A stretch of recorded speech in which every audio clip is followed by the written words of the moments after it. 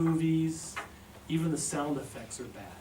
You know, a karate chop, and then you see the guy hit someone in the face, and then the slap 30 seconds after. You know what I mean? So it's just really bad. So, when we get Russian movies in the States, German movies, basically movies from other countries, we watch it, for example, in the Russian language, but we have English underneath, because we don't want to lose what the director is trying to convey to the audience. We always like it in its original form. Since I've been here, I've seen one Russian movie on DVD. I brought a little portable DVD player with like a 4-inch screen, and I take it with me usually, load my luggage up with American movies and TV shows, because I like to keep in contact with my world sometimes when I'm away from California. And I picked up a movie called Tsar. Have any of you heard of Tsar? It's about Ivan the Terrible. Yeah, and I was at the Red Square. I went to a museum in the Kremlin, and they had the actual crown there with the fur on it. I guess Attila the Hun used to wear. And I was interested in Attila the Hun. Ivan the Terrible. Sorry, so I get them mixed up. So I was interested in Ivan the Terrible. So I watched this movie. No subtitles, no nothing, straight Russian. Had no idea what they were saying. Absolutely none. But I'll tell you, I enjoyed the movie. And one thing about music and movies, sometimes you don't need to know what they're saying to understand what it's about. And it was a fascinating movie. And I'm sitting here watching the movie, and in this movie, you have Ivan the Terrible, who was terrible, and then you have his friend, who is the patriarch, and I don't know his name, okay, and I'm sitting here watching, and I'm thinking to myself, I'm rooting for the patriarch in the whole movie, because Ivan the Terrible really puts him in these bad situations, and I really felt sorry for that character, and after the movie you realize it was based on a true story, and then you think back in those times, wow, can you imagine what that patriarch had to go through, to deal with this Ivan the Terrible character. I don't know how Russian history views Ivan the Terrible, because I don't know much. Same as me. Yeah, he seemed to be a terrible guy. He reminded me a lot of Henry VIII of England.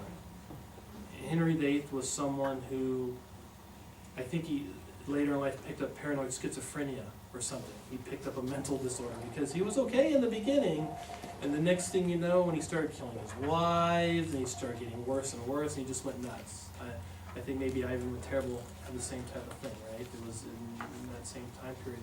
So it was a great movie, and I recommend it if you haven't seen it. It's in Russian, so I don't know what they were saying. Someone told me, there's not a lot of talking in it, but I found myself, there's a lot of talking in this. What are they saying? And it's just the way it was back then, in this movie, I can see a lot of that, the mentality of the people in the movie in the Russian culture today. It seems it hasn't changed much. I don't know much about Russian history, but I know there's always seems to be a lot of conflicts and turmoils and wars and things of that nature going on. And I just found it very fascinating. And because of that movie, I think I'm really going to delve into more Russian movies, for sure.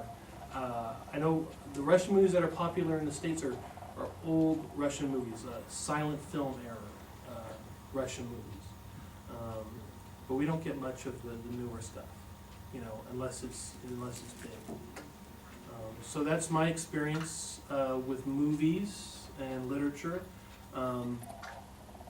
I will say this about movies and literature, is usually when you read a book and you realize, there's a movie coming out. Like, for example, the Batman movie in '89. I read the book, believe it or not.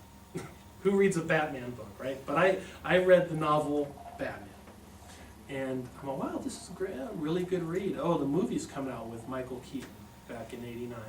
So I went to see the movie, and I was disappointed in the movie. Because the books are usually always better than the movie. Because the books are so detailed, you know, and you can't capture all the details within a 2-hour time period. So if I read a book, and I realize the movie's coming out, I won't go see the movie, because I'll just be disappointed. And but the last movie that I watched, which I read as a book first, was this movie called The Road with Viggo Mortensen. Have any of you seen that at all? I don't know if it's even playing here, because it seems like you don't get all the movies. Because in California, we get up to 10 to 20 new movies a week coming out. I mean, it's just constant movies. You know, and I know here you don't get all our movies, but this was a book that won the Pulitzer, and I read it, and I'm going through there, and I'm like, this is rubbish. I mean, how can this guy have won this award? I mean, he doesn't even have quotations, or it's just